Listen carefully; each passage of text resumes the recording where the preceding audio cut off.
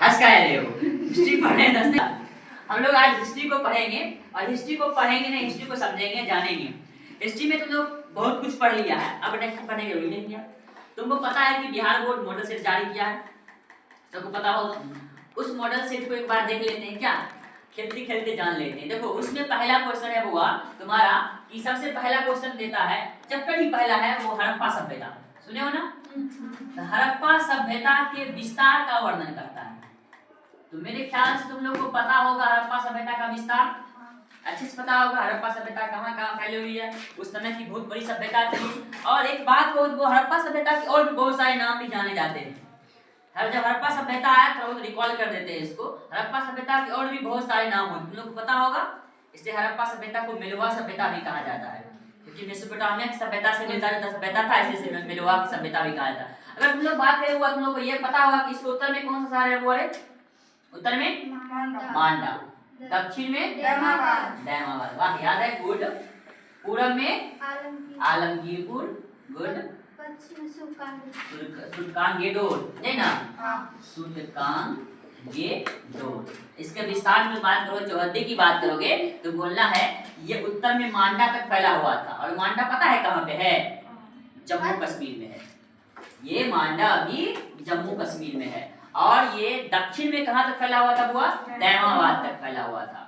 और पूरब में कहाँ पे, आलमगीरपुर तक फैला हुआ था। और आलमगीरपुर अभी वर्तमान में हमारे उत्तर प्रदेश राज्य में है, यूपी राज्य में, हमारे नहीं मतलब यूपी राज्य में है। और इधर बात करोगे तो वह क्या है, सुल्तानगेडोर। तो ये इसकी चौहद्दी था, किसका, हड़प्पा सभ्यता का इस तरह से विस्तार था।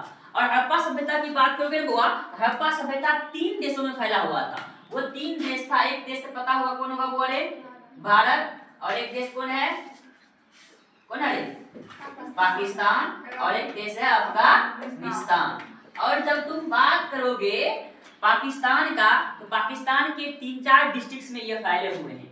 उसमें आ जाएगा मोहनजोदड़ो, एक मोहनजोदड़ो, एक पंजाब की हड़प्पा आ जाएगा जो पंजाब में है, चंद्रबुद्रू एक आ जाएगा। उसके बाद बात करोगे भारत में तो बहुत सारे साइट्स को मिले हैं, जम्मू कश्मीर में मिले हैं, भारत में जम्मू कश्मीर में है। उसके बाद उत्तर प्रदेश में है, गुजरात में है, महाराष्ट्र में है, महाराष्ट्र यहाँ पे है, महाराष्ट्र में है।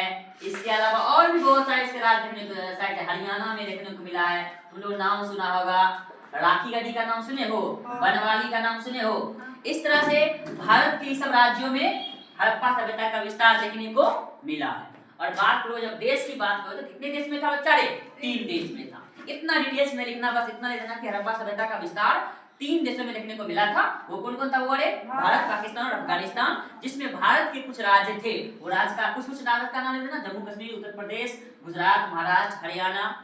उसके बाद एक चौहद्दी बात है ना कि सबसे उत्तर में मांडा था और दक्षिण में दैमाबाद, पूरब में आलमगीरपुर और पश्चिम में सुल्तानगेडोर। हाँ ये बना दोगे तो उसको दिख जाएगा, इस तरह से लिखा हुआ हो जाएगा, कोई दिक्कत। दूसरा प्रश्न तुम लोग हुआ है कि हड़प्पा सभ्यता का निकास प्रणाली का वर्णन करें। तुमको ये पढ़ा है जल निकास प्रणाली, जल निकास प्रणाली पढ़ा है। बताओ जल निकास प्रणाली उस समय की बात कर रहे हैं, उस समय हड़प्पा सभ्यता में क्या था, नाला बना हुआ था और वो नाला ढक्कन से ढका हुआ था।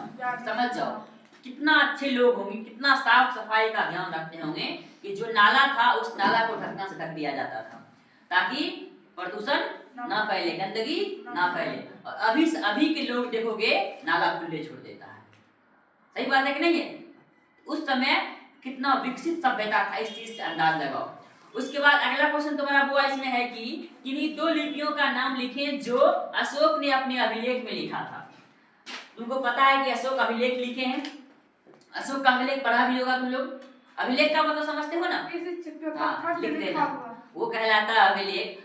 अशोक जो अभिलेख में जिस लिपि का प्रयोग करते थे वो लिपि मुख्यतः खरोष्ठी लिपि थी। और खरोष्ठी लिपि समझते हो कैसे लिखा जाता है, उर्दू देखो तुम लोग लिखा हुआ उल्टा लिखा जाता है ना, वैसे ही ये भी लिखा जाता है।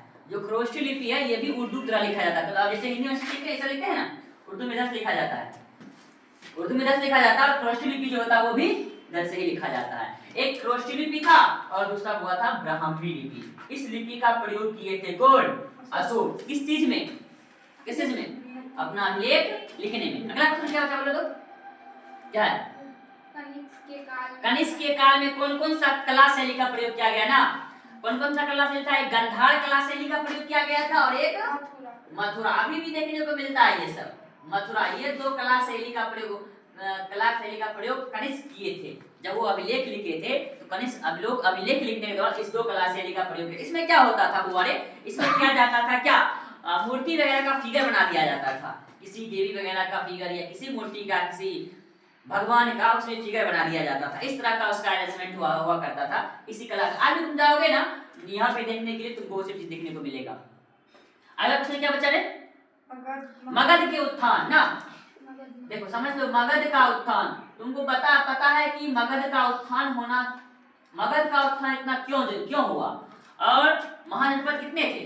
16। सब शक्तिशाली कौन महाजनपद? क्यों सब शक्तिशाली बन गया मगध? और इसका उत्थान इतना जल्दी क्यों हो गया? सबसे पहला रीजन क्या था बुआरे?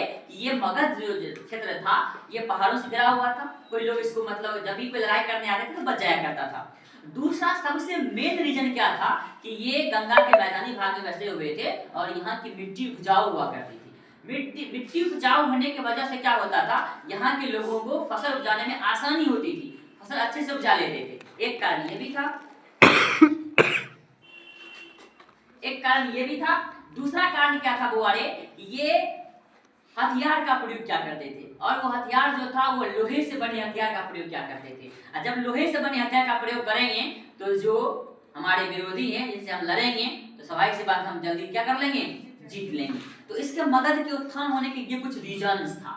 सबसे पहला बता दोगे कि इसका उपजाऊ भूमि था, क्योंकि गंगा के मैदानी भाग में था और यहाँ की भूमि क्या था, वो उपजाऊ था। इस वजह से क्षेत्र ज्यादा उत्थान किया। उत्थान समझते हो, उन्नति किया।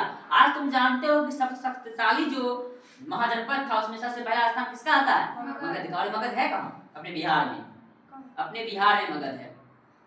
अगला बात करोगे, कोई एक जगह मगध नहीं है। अभी तो कोई एक जगह मगध नहीं, 2-3 जिला मिला के मगध बनता है। अगला बात आता बुआ रे, महाभारत में वर्णित जगह विवाह का नाम बताएं। तुमको अच्छा से पता होगा बुआ। कहता है महाभारत में वर्णित किन्हीं 4 विवाह का नाम बताएं। तुम लोग को 8 विवाह पता होगा। मैं लिख देगा। ब्रह्म विवाह लिख देना है, 50 से याद आता है। 50 विवाह लिख देना है और प्रजापति विवाह लिख देना है। ये सब विवाह लिख देना। असुर विवाह होता है ये सब विवाह। और मुझे पता है तुम लोग अच्छा से पता होगा कि असुर विवाह किसे कहते हैं, गंधर्व विवाह किसे कहते हैं, 50 विवाह किसे कहते हैं, ये सब विवाह। हाँ, ब्रह्म विवाह, ब्रह्म बहुत याद रहता है। अभी प्रचलित भैया गंधर्व प्रचलित है, बहुत याद रखते हो। गंधर्व का मतलब क्या होता है? लव मैरिज, ठीक है। पुराने जमाने का लव मैरिज गंधर्व विवाह कहलाता है, और अभी जो वाला अरेंज मैरिज ब्रह्म विवाह कहलाता है। इसे याद रखना। चलो अगला बात आता है बुआ रे, मातृसत्तात्मक परिवार। समझना, लास्ट क्वेश्चन। मातृसत्तात्मक, ज्यादा देर का वीडियो नहीं हो रहा है। मातृसत्तात्मक क्या है वो? परिवार की 2 विशेषताएं। सबसे पहले समझो कि मातृसत्तात्मक परिवार क्या होता है। जिस परिवार में माँ का चलता है, माँ का वर्चस्व होता है, जो बात माँ बोलेगी वही बात होगा, वो कहलाता है मातृसत्तात्मक परिवार। हड़प्पा सभ्यता की बात करोगे, हड़प्पा सभ्यता कैसा था? मातृसत्तात्मक या पितृसत्तात्मक? जब वैदिक सभ्यता की बात करोगे, हड़प्पा सभ्यता का जस्ट बाद है कौन सभ्यता? वैदिक सभ्यता। उस सभ्यता की बात करोगे तो वो तुम्हारा पितृसत्तात्मक सभ्यता था। लेकिन जब तुम हड़प्पा सभ्यता की बात करोगे, हड़प्पा सभ्यता कौन सभ्यता था? मातृसत्तात्मक था। और इसमें क्या होता है मातृसत्तात्मक सभ्यता में? इसमें अधिकार किसके हाथ में रहता है? माँ का। किसी भी चीज का निर्णय लेने का क्षमता जो किसके पास होता है? माँ के पास होता है, मतलब माँ निर्णय लेती है। दूसरा, संपत्ति का जो उत्तराधिकारी होगा, उत्तराधिकारी समझते हो? अगला जो चलेगा वो कौन होगा? बेटी या मातृ होगा, बेटी या मातृ होगा। उसके बाद उसके वंश का जो नाम चलेगा वो वंश के नाम माँ के अनुसार चलेगा।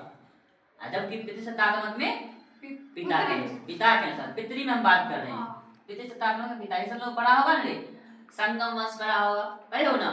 हमें पढ़ाए संगम वंश, ध्रुव वंश, ये सब में तालुक वंश, ये सब वंश, अरिंदु वंश, ये सब वंश किसके नाम पे था? पितृसत्तात्मक था ना।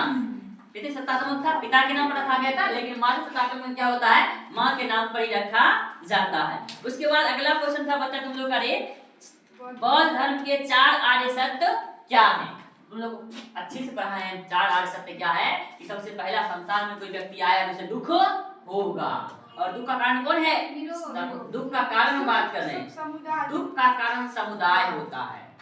और हाँ, और जब हमें दुख होगा तो उस दुख से हमें क्या बाहर निकल जाना है, निकल जाएंगे, निरोध कहलाता है। और सबसे लास्ट में क्या था बच्चा?